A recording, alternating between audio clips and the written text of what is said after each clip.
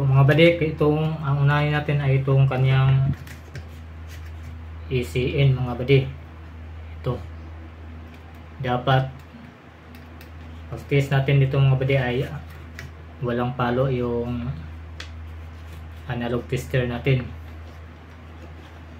Kasi kung may palo, may leak na pyesa mga badik o kaya shortage. Yun. Test natin mga badik. Seto times 1 ang ating analog tester. Yan.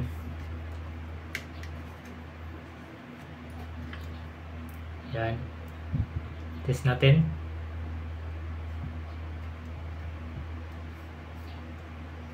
Yan, ayaw pumalo yung tester natin mga badik.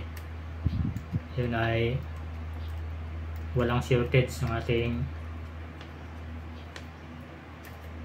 primary supply.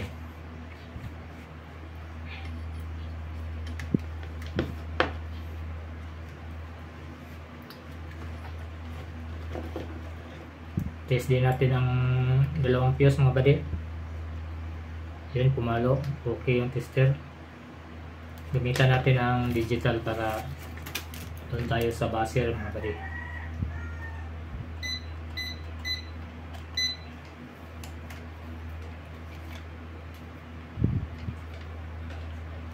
Click natin sa buzzer. Yan.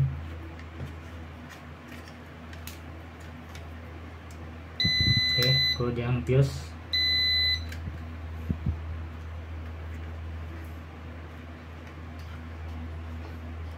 So okay ang primary mga badik.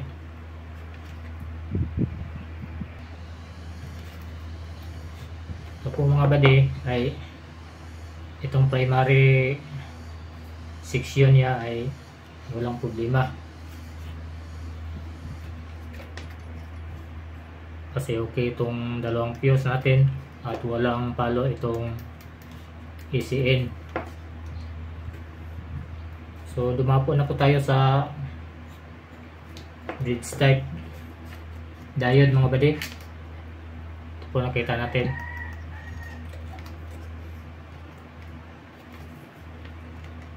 Yan.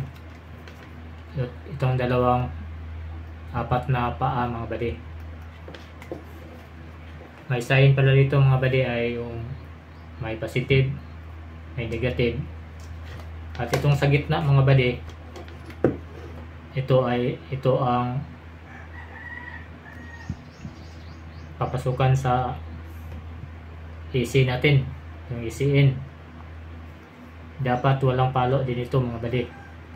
Kasi kung may palo ito, yan pala tandaan na sira ang ating bridge type diode mga badik.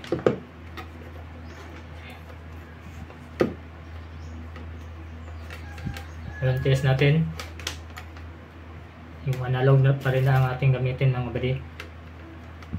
Yan po.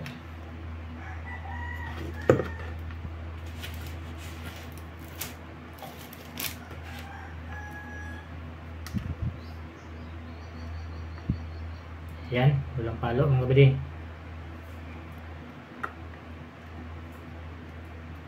Yun ay okay ang ating, pero hindi pa yan sure na okay ang ating bridge type diode mga badik. Mag-test pa tayo kung para sure talaga na walang leaking or sure ang ating bridge type diode mga badik. Gagamit tayo ng tester. Set na natin yung digital, set na natin sa diode.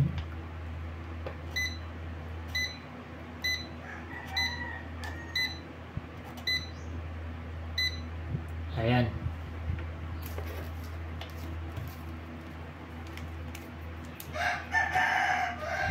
Kita natin mga badik. Ayan. Itong apat na paa mga badik ay ito.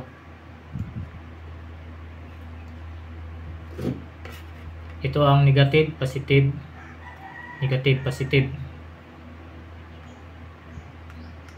So pag test natin mga badik, yung positive itong pula na test rod mga buddy ay dito sa positive na sign. Ito po. At itong sa negative mga buddy, itong black na test rod natin ay dito. Yan. Kung may reading mga buddy,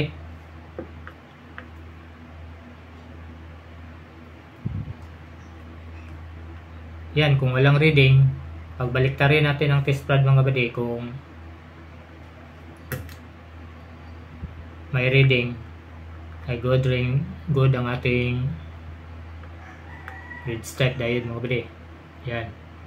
Baliktarin natin, may reading, pagbaliktad wala, so good ang ating grid stripe. At dito naman sa kabila mga buddy, ganun pa rin, yung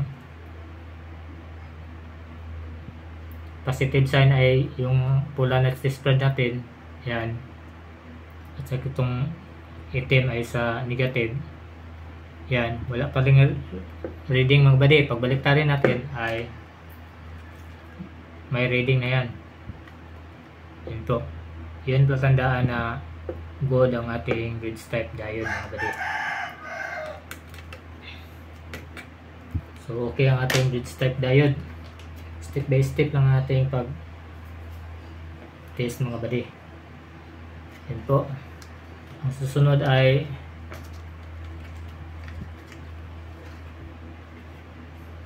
walang problema mga buddy. Yung sa ECE natin papuntang grid stripe ay tuloy-tuloy ang voltahe niya kasi walang problema. So dito tayo sa secondary fuse mga buddy. Ito ang i-testing natin mga buddy, kung hindi ba open or good. Okay, hindi pa natin na-testing, so ngayon testing natin. Digital pa rin ang ating gamitin mga buddy para may buzzer, kasi yung analog tester natin ay walang buzzer.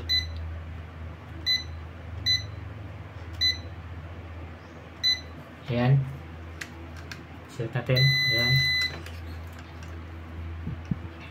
Pag itong fuse natin ay testing natin mga buddy, kung mag-buzzer, okay. Kung hindi, posibleng sira talaga mga buddy kung walang buzzer. Pag-test natin, puting natin, sabihin nila kami mga buddy. Ayan, walang buzzer mga buddy. Ayan, para sure, dito naman tayo sa analog, kung pumalo ba mga buddy. Kung walang palo ay patay ang ating fuse. Yan, walang palo mga buddy. Yan, kaya ilagay natin sa times 10K. Yan, may kunting palo kasi may kapasitor. Yan, pumalo siya kasi may kapasitor mga buddy. Tapos sa times 1 ay ayaw mga buddy. Pero kung sa times 10K ang gamitin natin sa isetting natin mga buddy ang tester, tanggalin natin, hindi talaga ito pumalo mga buddy. Ayan.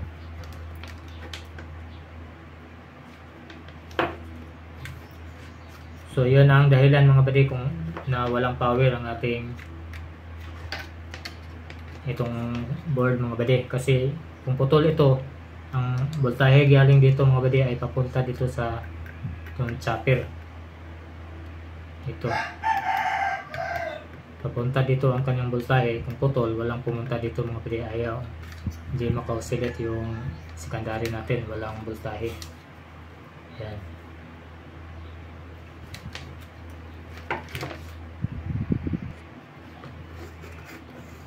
Ito ring IC mga buddy ay itong regulator IC. Kung putol din itong fuse mga buddy, yung IC niya ay ayaw mag-regulate. Yan, kung walang voltahe pumunta. Yan.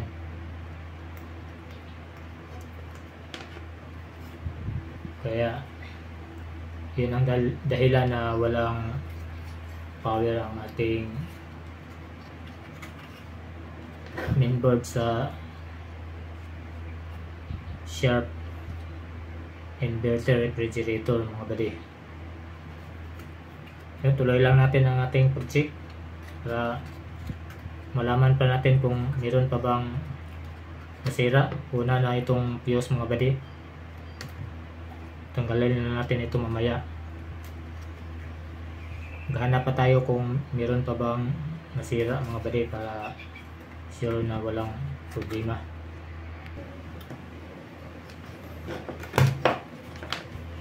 Ito pala, itong system IC mga buddy, hindi rin ito gumana kapag wala itong pumasok na voltahe dito sa ating chopper, kasi ito ang magkukuman sa system IC. Kasi yung system IC ito ang magkukuman din sa pag andar ng ating compressor. Yan dito kung magkukuman niya.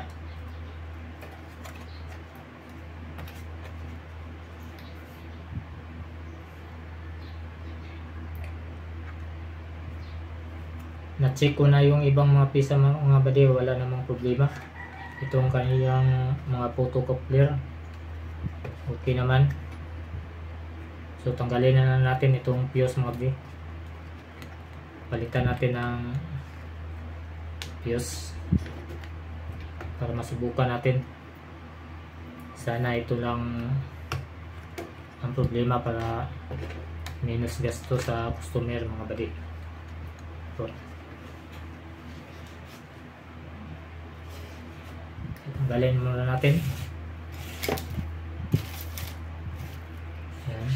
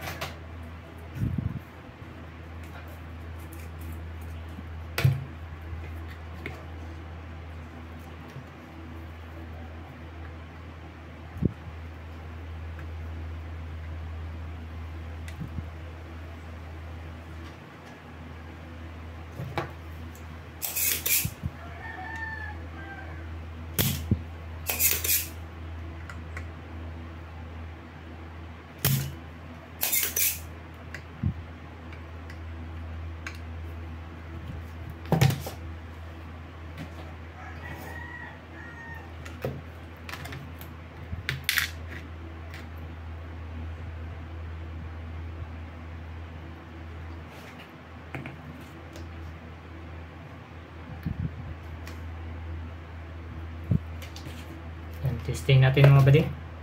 Lagay natin, kanina nilagay natin ang tester sa 10K. Pumalo. Yun, pagtanggal natin, test natin muli para malaman natin kung pumalo ba yung tester natin.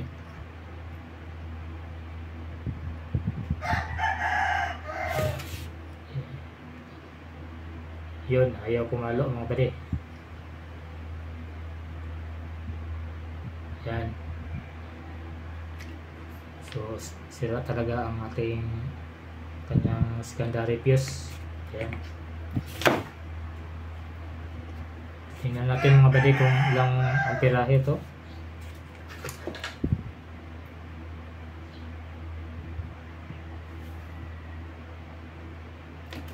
Tingnan natin sa board.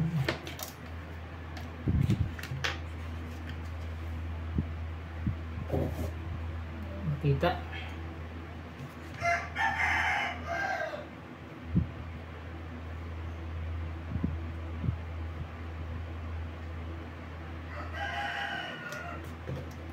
One ampere pala ito mga buddy.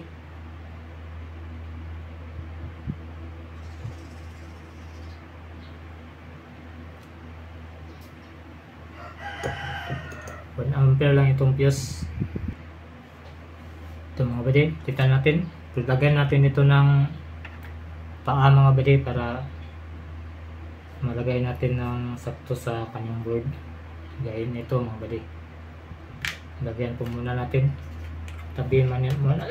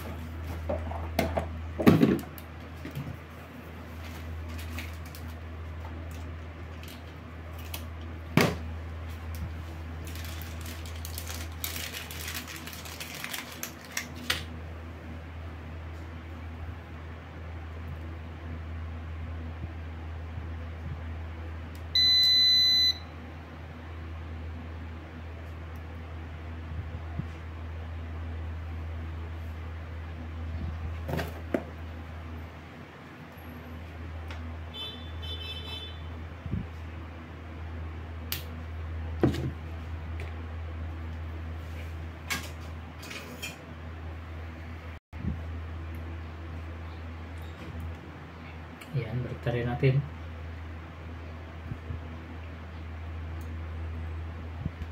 Yan.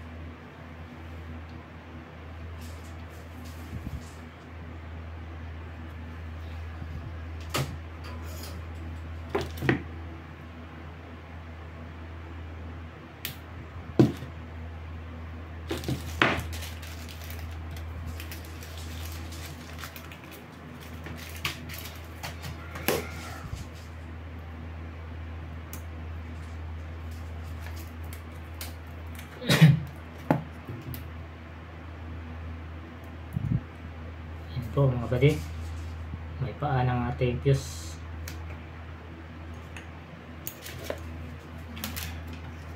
Bago natin ilagay ay test muna natin kung hindi man natanggal yung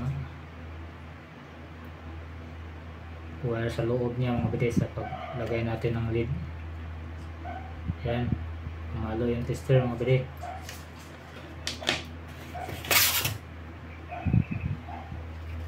Ilagay na natin.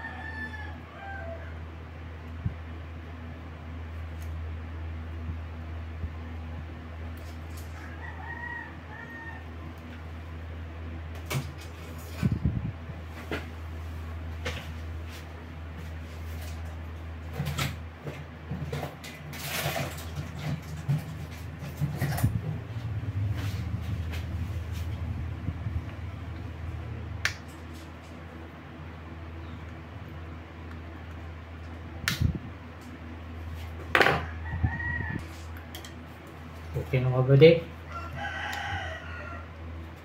ito ay subukan po na natin ito kung may power na ba. I-voltage check natin ito mga buddy kung yan lang ba ang fuse ang problema, kasi napalitan na natin ang fuse mga buddy.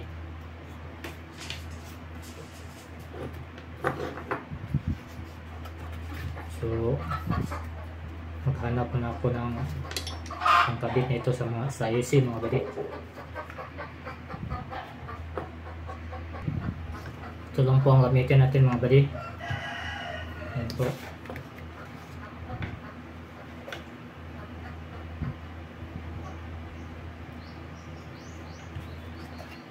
Kabit lang po natin dito yung dalawa, kasi wala akong mahanap na yung socket mga buddy. Ilagay lang dito.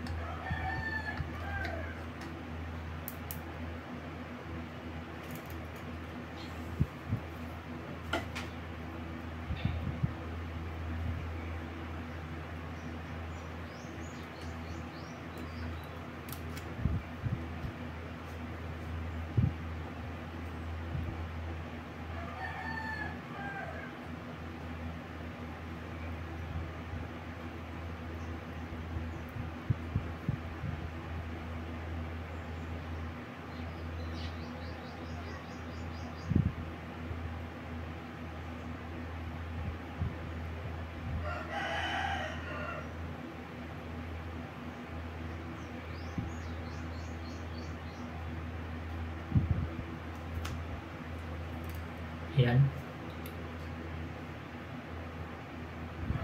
Sure lang natin paglagay mga buddy para hindi magka-short. Yan po.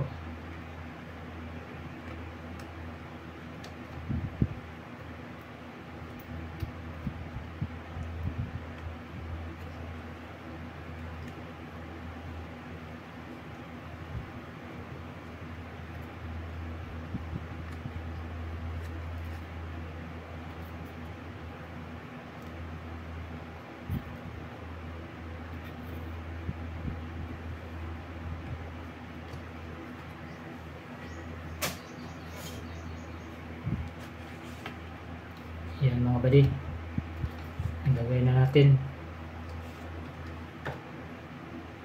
Bago natin i-plug in ay check muna natin para sure na walang short ang ginawa natin.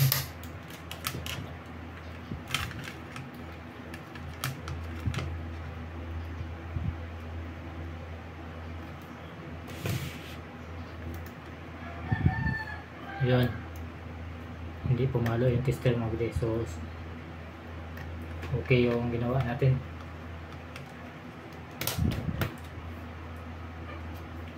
I-unplug muna natin para susukatin natin ang voltahe mga buddy. Ang unahin natin i-voltage check ay itong malaking kapasitor, kung meron na bang voltahe na 200 plus. Ito kanyang kapasitor mga buddy.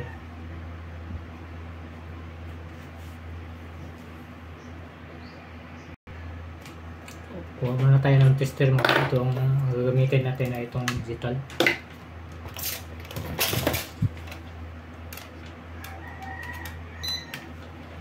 Yan, set natin sa DC.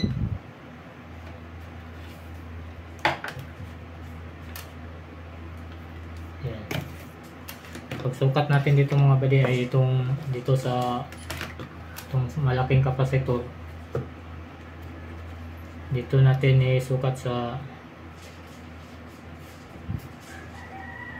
kanyang fuse.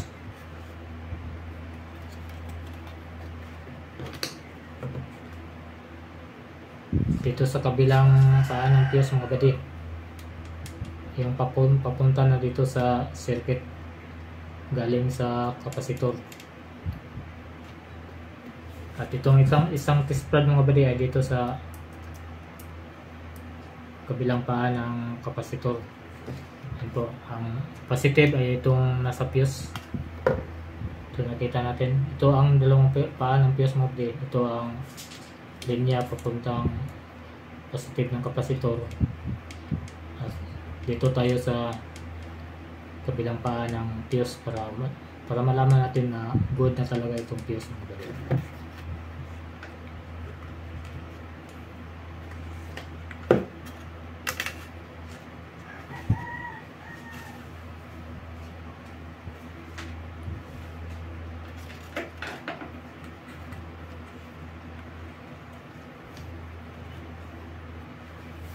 Ito, plug in natin.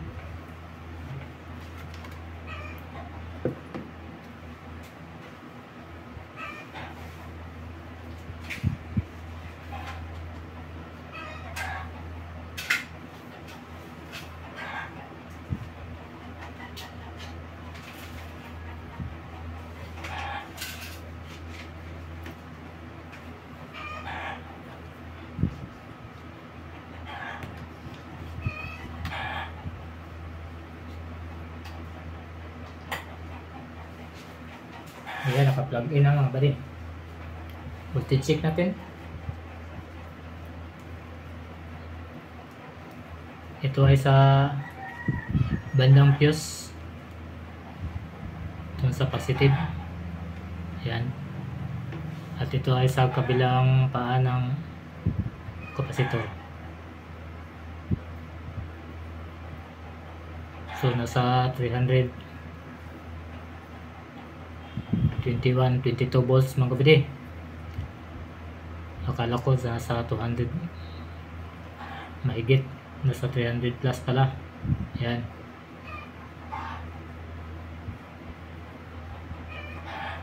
Yun, ang reading mga buddy, 323. Yan. Yan po ang reading mga buddy. Yun, so yan na pala tandaan na okay na itong board mga buddy. Meron pa tayong ibang i-voltage check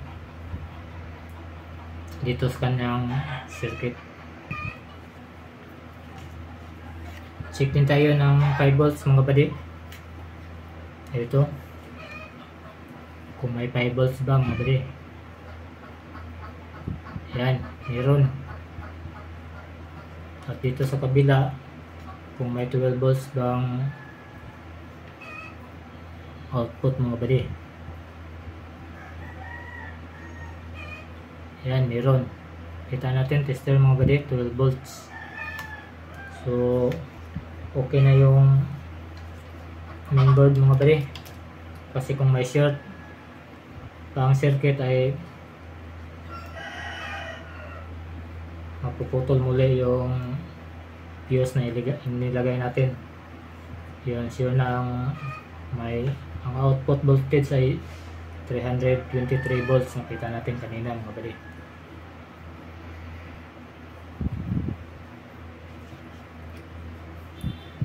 So okay na ito mga buddy. I-try na natin itong ilagay sa unit. So malayo man yung IR nito ay hindi mo na natin makita ang paglagay sa unit mga buddy.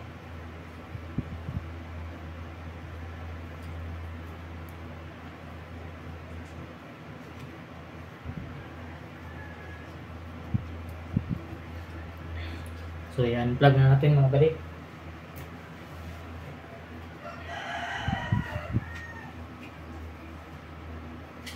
Yan.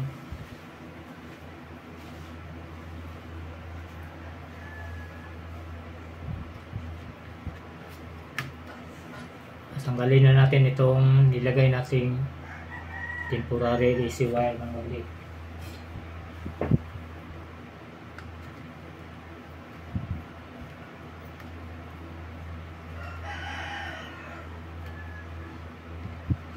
Yan.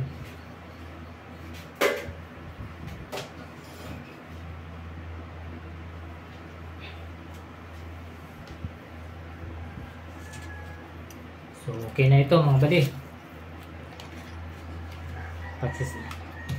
Huwag natin kalimutan mga buddy, paki-subscribe lang po sa ating channel at paki-pindot ng notification bell. At kung nagustuhan natin ang video mga buddy ay paki-share lang para meron ding ibang makapanood sa ating video. Sige po, maraming salamat po sa panonood. Hanggang sa muli.